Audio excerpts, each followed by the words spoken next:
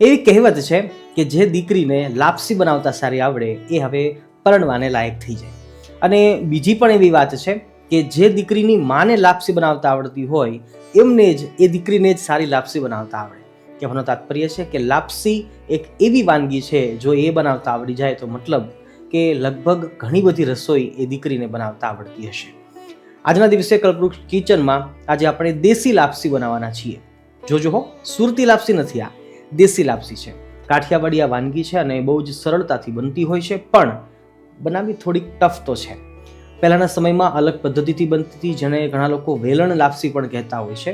વેલણની અંદર વેલણ દ્વારા કાણા પાડવામાં આવતા અને યોગ્ય પદ્ધતિ દ્વારા જો બનાવવામાં આવે તો જે લાપસી પરફેક્ટ બને અને સફળતાપૂર્વક બને, નહીતર પછી દાજી જાય, ચોંટી જાય અથવા તો એની ગંધ આવવા માંડે. પણ આજના દિવસે આપણે એ લાપસી એવી સરળતાથી બનાવીશું કે દાજવાની, ચોંટવાની, બળવાની કોઈ શંકા જ મનમાં પેદા નહીં થાય.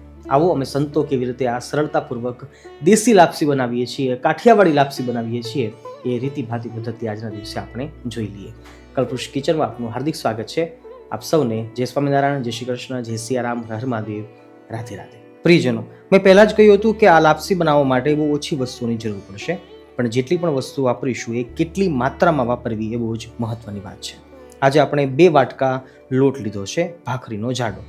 તો જો આ વાટકાનું માપ આપણે લઈએ છીએ તો આ 2 વાટકા ભાખરીનો જાડો લોટ લીધો હોય તો એના કરતાં અડધો આપણે ગોળ લેવાનો, મતલબ 1 વાટકો ગોળ લેશું. ગોળ તમે કોઈ પણ લઈ શકો છો, સફેદ અથવા તો દેશી. એ ઉપરાંત જેટલો ગોળ લીધો છે એટલું સામે આપણે પાણીનો ઉપયોગ કરવાના છીએ લાપસીને બનાવવા માટે. અને એ ઉપરાંત જોઈએ તો કાજુ, બદામ ઇત્યાદિ ડ્રાયફ્રૂટ્સ છે એ પોતાની રુચિ અનુસાર, શ્રદ્ધા અનુસાર નાખી શકાય છે. કેસર છે એ પણ નાખીશું અને ઇલાયચી પણ જરૂરી છે. વરિયાળી વગર તો ક્યારેય પણ લાપસી બની જ ના શકે. અને ઉપરાંત ઘી અને તેલનું જો માપ જોઈએ તો જેટલો ગોળ છે એના કરતાં અડધું આપણે ઘી અને તેલ એનો આપણે ઉપયોગ કરીશું. મતલબ અડધો વાટકો આપણે ઘી અને તેલ બંને મિક્સ કરીને વાપરીશું. જાડા તળિયાવાળી આપણે કઢાઈ લીધી છે, જેની અંદર આપણે 2 વાટકા લોટ નાખી દઈએ છીએ. લોટને ચાળવાથી એ શુદ્ધ થઈ જાય છે. આઈ હોપ કે તમારા ઘરે પણ લોટ છે એ ચડાતો હશે ચાળણી દ્વારા. હવે આ વાટકો છે આપણે અડધો લઈએ છીએ. અડધો મતલબ 4-5 ચમચી. સામે અડધું આપણે આપણી ઘરની ગૌશાળાનું ઘી નાખીએ છીએ. તમે તેલ પણ લઈ શકો છો ફક્ત, અને ફક્ત ઘી પણ લઈ શકો છો. હાલ અમે અડધું મિક્સ કરી રહ્યા છીએ.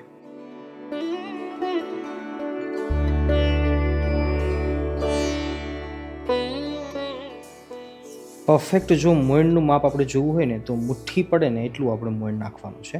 જુઓ, અત્યારે હાલ આપણે મુઠ્ઠી નથી પડતી, મુઠ્ઠી પડીને તરત ભાંગી જાય છે. તો હજી થોડુંક આપણે તેલ અથવા ઘી નાખીએ છીએ. અડધો વાટકો જ ઘી કે તેલ લેવું એવું જરૂર નથી, પણ મુઠ્ઠી પડતું મોયણ આપણે લેવાનું છે. હજી આટલું ઘી તેલ વધ્યું છે અને જોઈએ છે તો મુઠ્ઠી પડે છે પણ તરત ભાંગી જાય છે. ચાહો તો થોડુંક નાખી શકો છો, અડધી ચમચી આસપાસ. આટલું મેં વધાર્યું છે.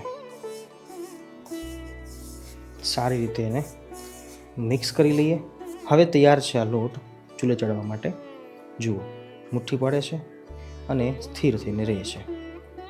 અંગૂઠો મારીએ છીએ તરત જ ભાંગી જાય છે. તો હવે આ તૈયાર છે ચૂલા ઉપર ચડવા માટે. આવો આપણે એને ધીમા તાપે પકાવી લઈએ. મીડિયમ ટુ લો ગેસની ફ્લેમ રાખી અને આપણે ધીમા તાપે 5 થી 7 મિનિટ સુધી આને શેકી લઈએ.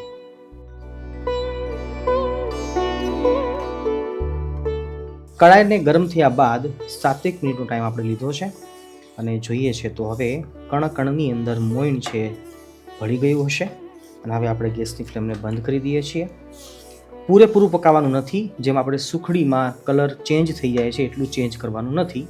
થોડો કલર ચેન્જ થશે, પણ 7 થી 8 મિનિટનો ટાઈમ આપીશું તો પરફેક્ટ આપણું લાપસી છે બનીને તૈયાર થશે. હવે આપણે આને આગળ હજી પકાવવાની છે, પણ એની પ્રોસેસ આપણે જોઈએ છીએ. ગોળ નાખીએ છીએ 1 વાટકી. લોટની માત્રાથી અડધો ગોળ, અને સામે જેટલું ગોળ છે એટલું સામે પાણી લઈએ છીએ, મતલબ 1 વાટકો. ગોળનું પાણી ઉકળીને તૈયાર છે.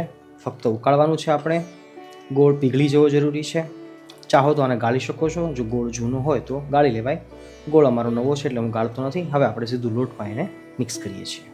ઉકળતા પાણીને આપણે હવે એમાં નાખી દઈએ છીએ. નીચે લોટ પણ ગરમ છે, થોડો સંપૂર્ણ ઠંડો નથી થયો. થોડું થોડું કરીને બધું પાણી આપણે અંદર નાખી દેવાનું છે. એક્ઝેક્ટ પાણીની માત્રા આપણે જોઈતી એટલે કોઈ ડરવાની ચિંતા નથી. બધું પાણી જોઈ જ જશે. છતાં ધીરજતાપૂર્વક ધીમે ધીમે ધીમે આપણે બધું પાણી પીવડાવી દઈશું. જોઈએ છે તો હજી થોડુંક લોટ આપણો કડક દેખાય છે.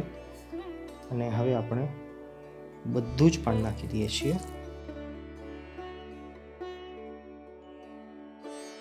ભક્તો જુઓ છો તો લાપસી આપણી અડધે પહોંચી ગઈ છે. ટેકનિકલી જોઈએ ને તો હવે આ લાપસી બનીને તૈયાર છે એમ તો, પણ હજી આપણે રિસ્ક લેવું નથી. પાકી જવો જોઈએ, લોટ છે એ કાચો ન લાગવો જોઈએ. અને એના માટે હવે આપણે આ એક બીજી પ્રોસેસ કરીએ છીએ. ફરીવાર કહું છું કે ટેકનિકલી જોઈએ તો આ લાપસી છે બનીને ઓલમોસ્ટ તૈયાર છે. જુઓ, જોઈએ છે તો એનું ટેક્સચર છે એ પરફેક્ટ છે, ઓરિજિનલ લાપસી જેવું જ. પણ હજી આપણે એને પરફેક્ટ શેપ આપવા માટે, કાચું જરા પણ ન લાગે, ગંધ કાચી ના આવે, એના માટે આપણે આગળ વધીએ છીએ. બધી જ લાપસીને આપણે અંદર નાખી દઈએ છીએ.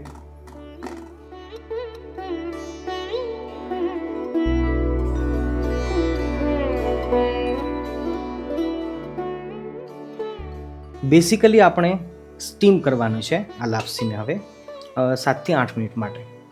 અને ઇડલી મેકરનો અમે ઉપયોગ કરીએ છીએ. તમે મોટા તપેલાની અંદર ઉપર વચ્ચે રાખીને જે જૂની પરંપરા હતી એ રીતે પણ બનાવી શકો છો. પણ ઉપરથી આપણે વરિયાળી છે ને એ વપરાવી દઈએ છીએ, જેથી વરિયાળી છે પોતાનો સ્વાદ અને સુગંધ એ છોડશે અને આપણી લાપસી છે એને 4 ચાંદ લાગી જશે. ફરીવાર કહું છું કે આ લાપસી બનીને તૈયાર જ છે. હવે આમાં ફક્ત કાજુ બદામ નાખી દઈએ, વરિયાળી નાખી દઈએ તો આ પરફેક્ટ છે. છતાં પણ કાચી ન લાગે એના માટે આપણે આ કરીએ છીએ. સ્ટીમિંગનું પાણી છે એ અંદર ન પડે એના માટે આપણે કાપડ રાખીએ છીએ.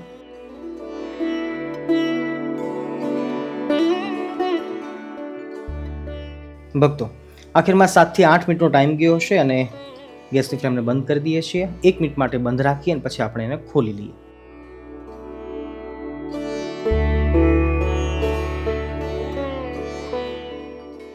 વાહ, સરસ સુગંધ આવી રહી છે. આપણે લાપસી પરફેક્ટ બનીને તૈયાર છે. બસ હવે 2 મિનિટ માટે ઠંડી થવા દઈએ અને પછી આપણે એને ચોળી લઈએ. અને હવે છેલ્લું આપણું સ્ટેપ, જે દહીં, જે ઘી આપણે વધારેલું લાસ્ટમાં 1 ચમચી આસપાસ છે, તમે વધારે પણ લઈ શકો છો. ગરમ ઘીમાં આપણે બદામ નાખીએ છીએ, કાજુને રોસ્ટ કરી લઈએ, કિશમિશ નાખીએ છીએ, તરબૂચના બીજ, અને હવે કડાને નીચે ઉતારી લઈએ, ઠંડુ થવા દઈએ.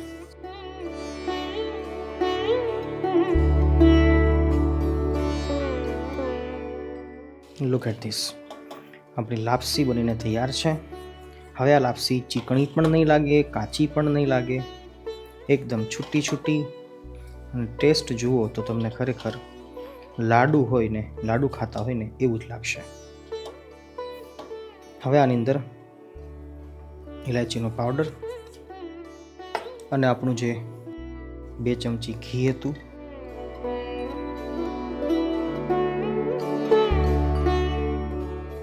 અને હવે ફરીવાર છેલ્લી વાર સારી રીતે મિક્સ કરી લઈએ. તમારી શ્રદ્ધા, શક્તિ અને રુચિ અનુસાર તમે ઘી નાખજો તો લાપસી છે એ પરફેક્ટ બનશે, પરફેક્ટ લાગશે. ઠાકોરજીને ભોગ ધરાવવાનું ભૂલશો નહીં. છેલ્લી આપણી શરત પ્રમાણે જે કંઈ ઘરમાં બનાવો એ ભગવાનને ભોગ ધરાવજો, પછી જમવામાં ઉપયોગ કરજો. મળીએ છીએ ફરીવાર એક નવી રેસીપી સાથે. ત્યાં સુધી સૌ ભક્તોને જય સ્વામિનારાયણ, જય શ્રી કૃષ્ણ, જય સિયારામ, હર હર મહાદેવ, રાધે રાધે.